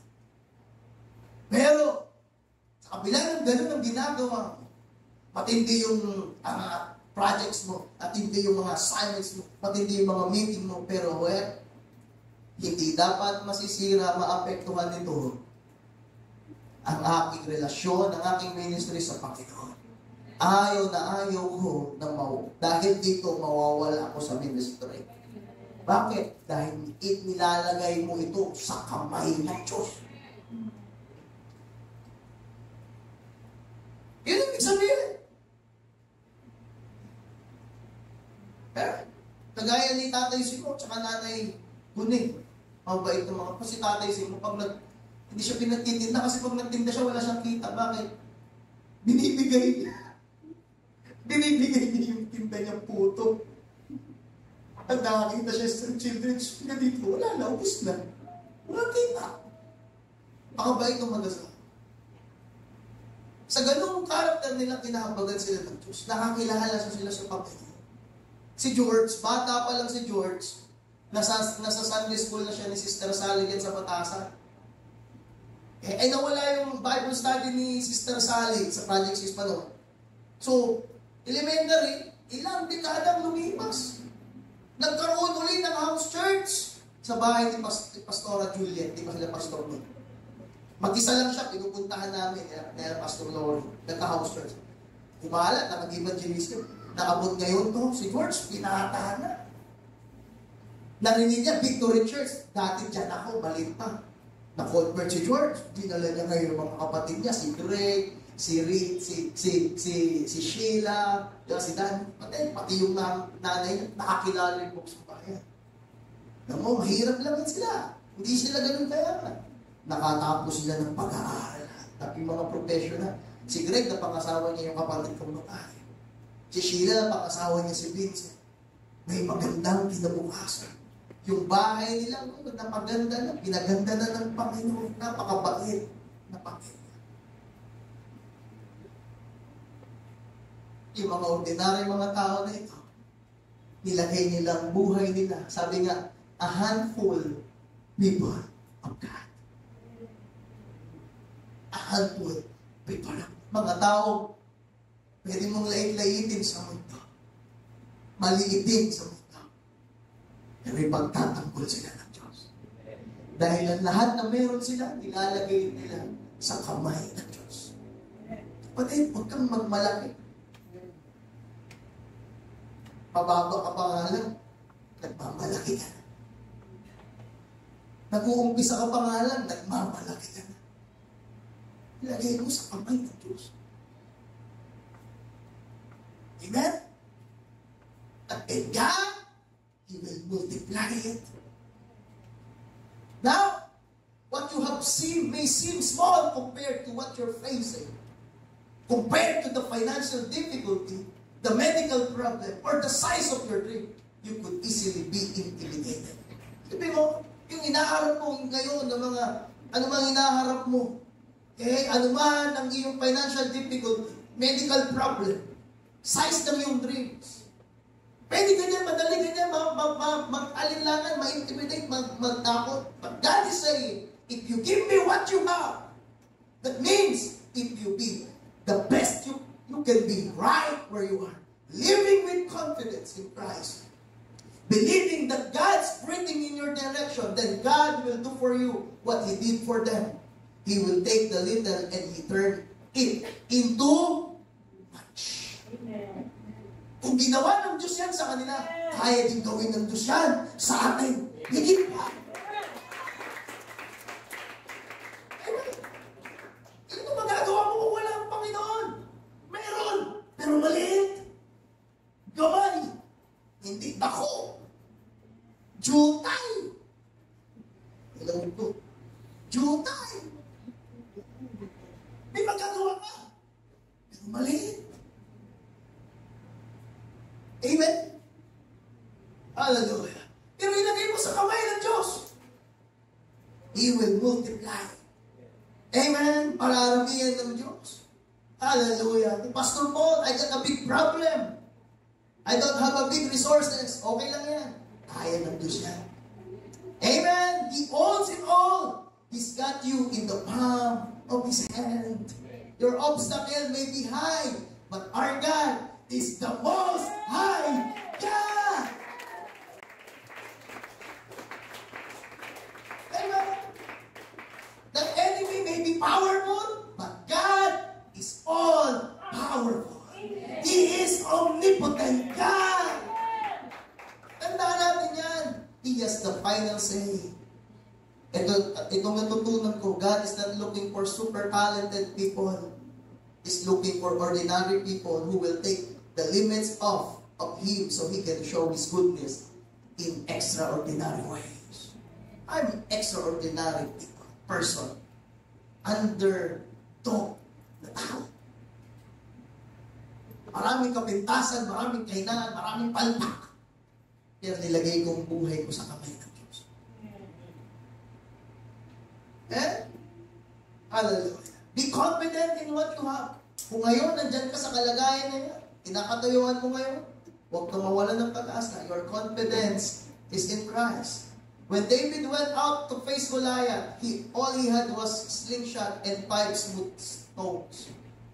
Didn't look like much. Sabi dyan, Goliath was nearly twice his size. Goliath had been trained in the military. He was wearing a full set of armor, had a lot of experience, extremely powerful. Here David was a teenager. He had no formal training. Si Goliath, bata pa lang, may military training na. Si David, walang training. Tignan mo. No equipment. Si Goliath, full set of armor. Si David, no equipment. No experience. He was a shepherd. Si Goliath, ang military. And when Goliath saw David and how small he was, he began to laugh. Kaya ay mag-one-on-one siya. One-on-one? Ano ibig sabihin? Bakit si David? Ipinamamukha lang ng Diyos. Oy, Goliath! Kung nakikita mo si David na maliit, ganyan ka lang sa paningin ko. Tama? Kaya sabi ng Biblia, di ba, sa mundo, yung inakala niya, powerful siya ng tao, kaninong tao, sa paningin ng Diyos, magmang siya. Sabi ni Apostle Paul, dumi nga lang eh. Goliath said, in effect, David, have you looked in the mirror lately? You are no match for me. I'm bigger, stronger, and tougher. Okay? Sabi niya, tumingin ka na ba sa salamin? Ang hinahanap ko yung matinding lumaban. Pero ikaw, walang experience. A shepherd boy. But David understood this principle. Ano yung principle? Even though it was small, he realized that slingshot was given to him by God. Kasi napaka-asintado kasi si David. Mga Hudyo, kahit nabuhok lang, kaya nilang patamaan ng tirador. Kaya sila katindi. Yun yung talent niya. Yun yung binigay sa kanya na favor ng Diyos. A part of his divine destiny, the scripture says that David ran toward Goliath. You would think if you have a science, you would sneak up. No! When you know you're equipped, you're empowered, God's given you what you did. You will not shrink back in fear. You will run towards your enemies. God used a simple slingshot to thrust David to a new level of his destiny. Kung sa tingin mo, kapatid, kagulayan man yung hinahanap mo ngayon, at ikaw, wala ka magagawa, nagkakamali ka, pagkatiwala mo sa kamay ng Diyos. Huwag kang gumawa, kung di mo alam gagawin mo, huwag kang gumawa. Manalangin ka sa Panginoon, humingi ka ng wisdom, at ang Diyos, magpapadala siya ng mga tao na magbibigay sa iyo kung ano yung mga dapat mong gagawin. Kung gagawa ka lang sa sarili mo, parang kumuno yan, mas lalo ka lang lulubog. Tandaan mo yan. Amen? Tandaan mo, you are equipped. Kaya, my question today, are you overlooking something small, something ordinary that God has given you? God will do for you what He did for David. He breathed on your life and what was ordinary will become extraordinary. Maaaring si David tayo ngayon, pero praise the Lord. Dahil ang Diyos ang magbibigay ng tagumpay nito sa akin. Amen! Hallelujah! Kaya sabihin mo sa Panginoon, huwag mong sabihin sa Diyos na wala ka, huwag mo kayang gawin. Huwag mong sabihin sa Diyos, hindi yan mapiplis ang Panginoon. Mapiplis mo lang ang Diyos kapag meron kang pananampalataya sa Kanya. Pero sabihin mo, hindi ko ito kaya, ganyan-ganyan, hindi nagulugod ang Diyos sa pamatay. Yan ang tandaan mo. Okay? Kaya, kung sa tingin mo small, when I started small, I felt unqualified, intimidated. Okay? Yung kami nag-umpisa, mag-pioneer, parang maliliit sa'yo, maraming maghahamak sa'yo. But, take steps of faith. Take steps of faith. Believing that you're equipped, confident in what God's given you. God will take the small and He will multiply it. And one day, you look up and say, how in the world did I get to where I am? That's the goodness, the favor of God. Nag-pioneer kami, ano lang alam namin, kung binubog siya. Wala kaming dala-dala na ano man. Wala kaming pang-vulcanize ng bulok. At meron lang kami, pananampalataya sa Lord. The house church kami. Ang in-house church namin, si Sister April, si Nanay Jose. Maliit pa yung anak niya. Tama? Tapos uwi pa si Nanay sa Davao. Sabi si Sister April, sino na pastor ang house church? Ikaw! Dahil naniniwala ako isang araw, yung mga anak mo, lalaki na. Isang araw. Huwag natin yung kalimutan. Na-house church kami. Sa palengke, isa lang yung house church namin, si Ma'am Arlene. Sino magsasabi na hanggang ngayon si Ma'am Arlene, may contact pa din kami. Sabi niya sa akin, Pastor, kahit nandito ako sa church na ito, pero hindi ko makakalimutan yung tinuro ko sa akin. Hanggang ngayon, nagtatights pa din siya dito sa church. Mayaman na tao yan. Punta kami yun, house church lang namin, bisan ako lang.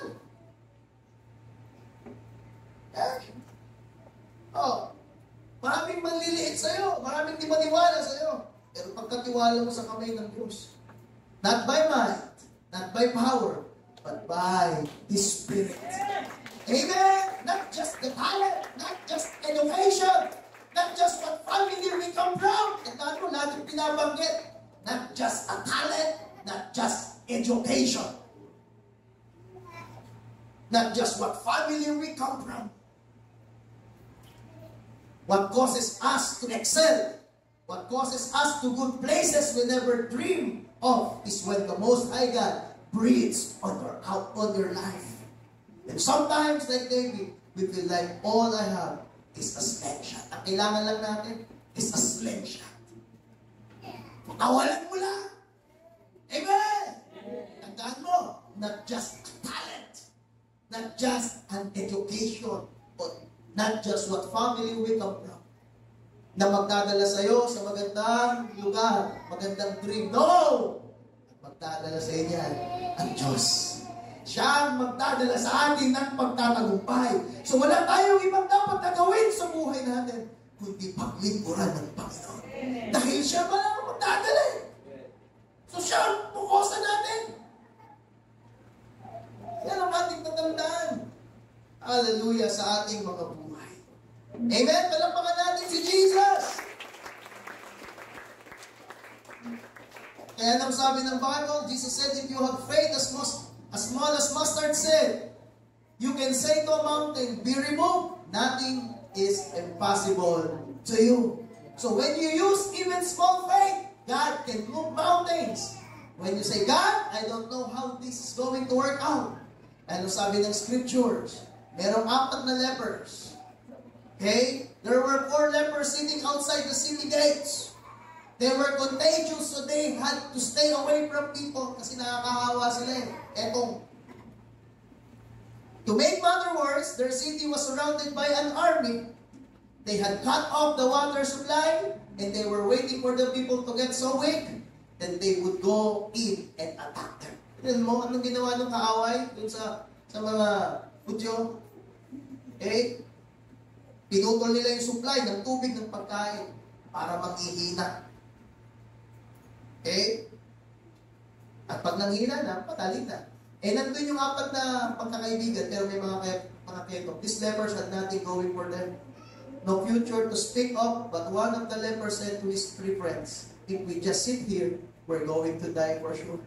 Digmaan kasi, matinding digmaan noon. Okay? Walang pagkain, walang tubig. Hindi sila pwedeng kung saan-saan magpupunta. Kaya nung sabi nung 4, mamamatay tayo. At dito lang tayo magstay sa lugar na to na walang tubig, walang supply. Ganyan. Okay? These lepers had nothing going for them. Okay? Walang future. Why don't we take a chance and march toward the enemy's camp and see what happens? Kaya, patay tayo dito. Wala tayong mapapala kung kukulang tayo, mapapatay lang tayo. Okay? Sabi niya, lakad tayo, punta tayo doon sa camp ng mga kaaway. Okay? At tingnan natin ano nangyayari. Notice, they didn't have a great faith. They didn't say, we know God's going to protect us, deliver us, save us. Their attitude was, we're 99% sure we're going to die. What do we have to lose? Ano yung mindset nila? 99%. Wala na tayo. Hopeless. Mamamatay na tayo. Minsan, di ba? Mamamatay ka na, wala ka pang ginagawa.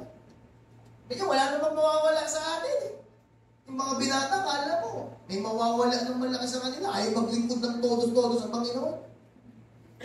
Yung mga dalaga, ayaw maglingkod ng todo-todo sa Panginoon. Ano mawawala sa'yo? Yung iba dito, may mga dito, wala nang magulang. Pero pag naglingkod, dahil pang may asawa. Laging late sa church. Oh. Diba? Dahil mo ba may 15 anak? Kung maglingkod ka sa Diyos. Wala ka ng magulang, binata, dalaga. Pero pag naglingkod, dahil pang may 15 anak. Puro computer ang nakahanap. Puro cellphone nakahanap. Walang mangyayari sa'yo. Kung hindi mo aangkinin ang lumang pangako mo, binigay ng Diyos sa'yo. Kaya, isa lang, porsyento.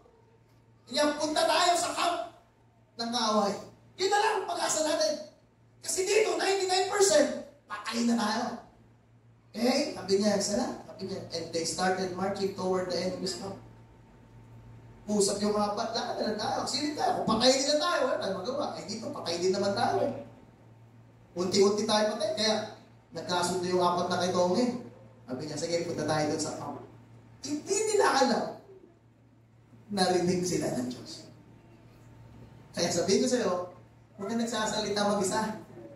Na kung ano-ano. Tapos may kasama ka pang nagsasalita na kung ano-ano sa GC.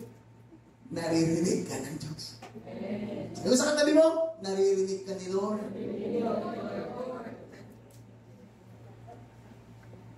Narinig ka ni Lord.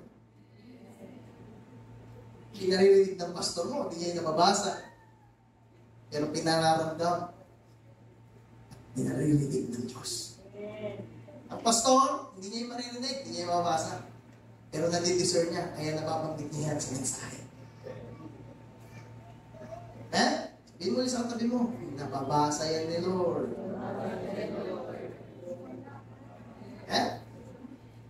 Mandaan mo, ang pastor, bago yan mayroong gawin na sa ministry, napakarami po ng proseso. Pagtitiis, pag-uusap, lahat ng pag-iintindi, lahat na ginagawa. Pero kapag yung hindi na talaga marunong, hindi na nasa-settle, doon yan umahakbang. Kaya don't judge your pastor. Huwag mo matulan. Dahil kausapin mo ako. Ako ang kausapin mo. Para maintindihan mo. Narinig sila, don't you know God so them take the journey of faith. 1% lang yung faith nila. Sabi nila, punta tayo. Saan pa sila papunta? Sa camp ng kaaway. Yun lang. Ang faith na meron sila.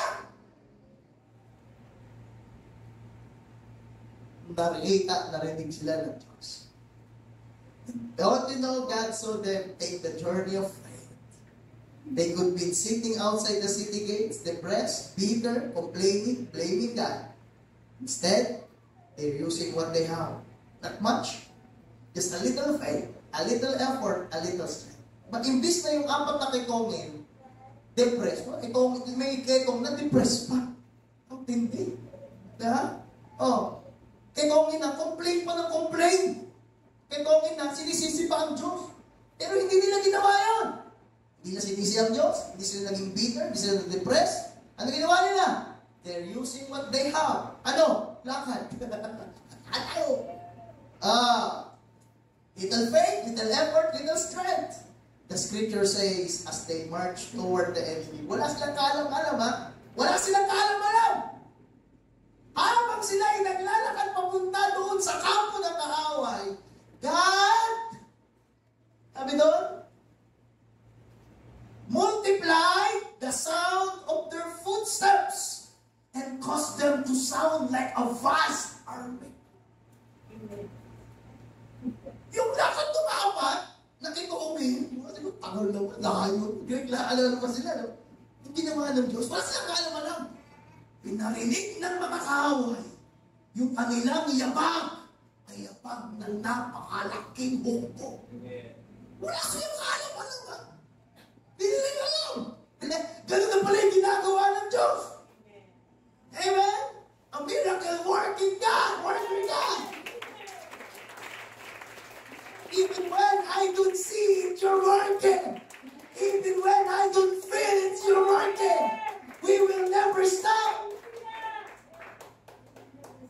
never stop. We never stop. Ano? Ano yung sinasabi? Working. Even though I don't see it. Even though I can feel it. I never stop working. Nakakad yung magkakaibigan. Tingnan mo. Kano na pala. Ang naririnig na kaaway. Sila wala kaalawaran. Vast army. Okay? Wala. When the enemy army heard it, they thought they were going to be attacked by 1,000 of troops. Sabi niyan, they panic. Nagpanik yung mga kalaban. And took off running of their lives. Nagtakbuhan sila sa kampo nila. Run for your lives. Sabi niyan, scared to death. Narinig nila, napakami niya. Naisip nila, 1,000 of troops. Daming ano to, hukbo-hukbo, dami. Yun ang pagkarinig nila. They left in such a hurry. Takbuhan mga kawan. Then they didn't even gather up their belongings. Kung anong suot nila, yun lang dala nila. Takbuhan sila. They left behind all their treasures. Iniwan nila yung mga yama, livestock, food, and when these lepers got to the camp,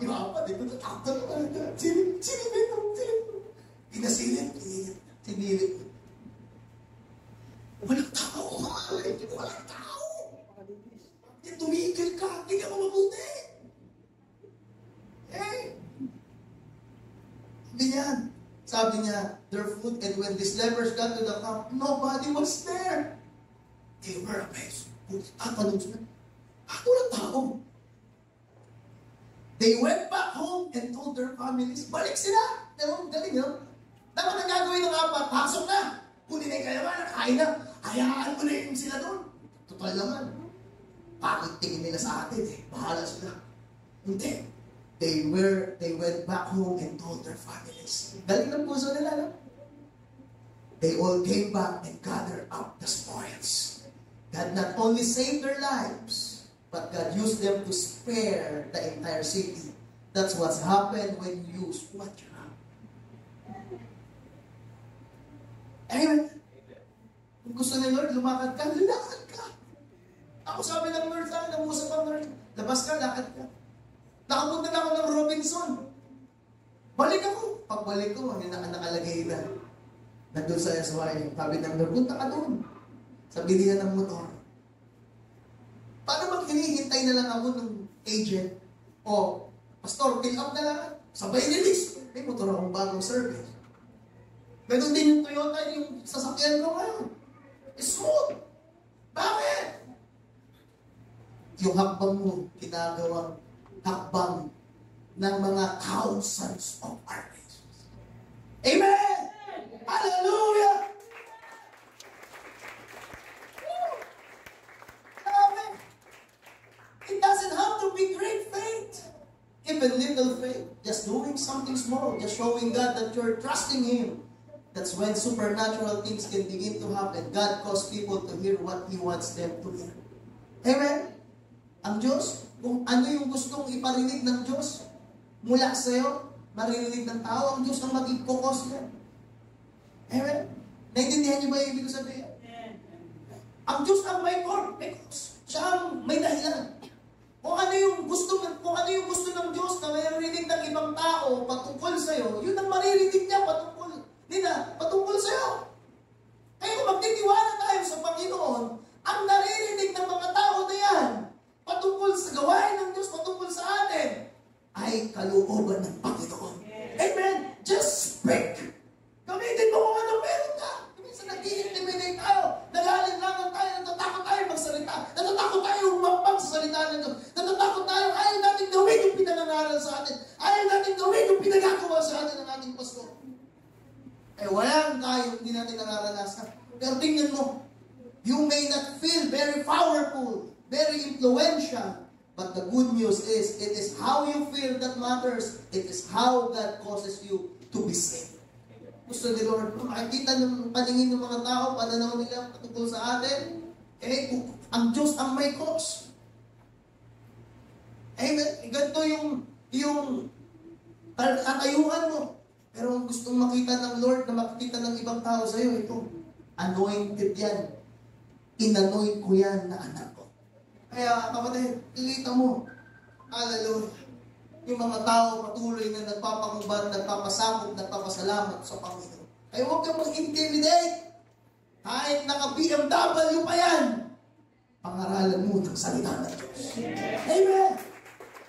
Hallelujah! Siya naka-BMW, siya naka-bike. Hallelujah! Pero ang tingin niya sa'yo, ikaw ay lingkod ng Diyos. Ikaw ay nilirespeto na lingkod ng Diyos. Nilirespeto at minamahal na anak ng Diyos. Yung katapat na bahay mo, mansion, tapos yung bahay mo, bahay ng kalapate. Pero ang tingin niya sa'yo, kapatid, ikaw ay anak na minamahal ng Diyos. Ang Diyos ang magmumos. Maglilingkod tayo sa Panginoon, pagagandahin niya ang image natin sa ating city, sa ating pamilya. Naintindihan natin, mga kapatid? So, huwag mong intindihin kung ano yung tingin ng iba sa'yo. Ang alam mo lang, ang tingin nila sa atin, tayo ay mga anak ng Diyos. So, ingatan natin. Amen. Amen? Hallelujah. Yan ang tandaan mo, siya. At siya din, ang Diyos din, ang mag-aayos nito sa atin. Siya ang mag-order niya, siya ang magdadrive niya sa buhay natin. Hallelujah. Kagaya, di ba? Nung father ko, sabi ng mga magulang ng barkada niya, huwag kayong babarkada sa tao na yan dahil wala kinabukasan niyang tao na yan. Ang Diyos ang nagpalit ng image niya. Yung sinasabi, huwag samahan niya, sinabi, sumama kayo sa tao na yan. Lingkod yan ng Diyos. Hindi natin? Hallelujah. Sabihin na sa'yo, mapalad ka dahil anak ka ng Diyos. Amen? Kaya God causing you to be seen the way He wants you to be seen. Sa trabaho mo, sa eskwelahan mo, hindi mo kailangan i-build up yan sa sarili mo para maging magandang tingin nila sa'yo. Hindi mo kailangan magpakasipsip, hindi mo kailangan magpaalila, hindi mo kailangan pakisamahan lahat para maging magandang tingin nila sa'yo. No! Standing by your ministry. Standing by your faith, kapatid. Dahil hindi mo kontrolado kung ano yung tingin nila sa'yo. Amen. Amen? Gusto mo lahat papakisamahan mo, pre, tagay ka muna. O sige, para maging maganda yung image mo sa akin. No! Mag-stand ka sa righteousness. Mag-stand ka sa iyong pananampalataya. At ang Diyos, God, hallelujah, siya ang magbibig cause. Kung ano, God causing you to be seen the way He wants you to be seen. God can do for you what He did for these 4 lepers. He will multiply what you have. He will multiply your talent, your resources, your influence. God is a God of multiplication. And what you have may be small right now, but you need to get ready. It's not going to stay small. You're going to come into increase, to good breaks, to the right people, to healing, to restoration, to new opportunities, to favor like you've not seen before. Amen and amen and amen. Umiyak ako sa part na ito ng mensahe na ito. Umiyak ako sa part na ito. Bakit? Dahil sabi ko, Lord, yung meron ako na ministry ngayon, I have made a small right now. Sa online, sa lahat, small right. I'm small right now. Pero sabi ni Lord, it's not going to stay small, Pastor Paul. Get ready. You're going to come into increase. You're going to come to good breaks, to the right people. Yung mga taong hindi ka iiwan sa paglilingkod. You're going to the right people.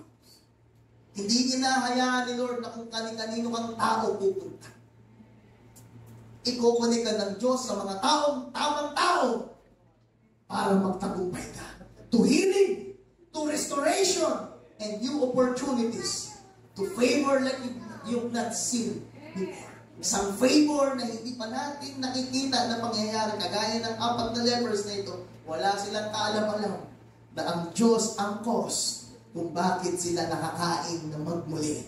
Ang Diyos ang naging sanhi kung bakit walang mga kaaway na nandun. Maglingkod tayo sa Panginoon. Palakpakan natin si Jesus. Sumayin tayo.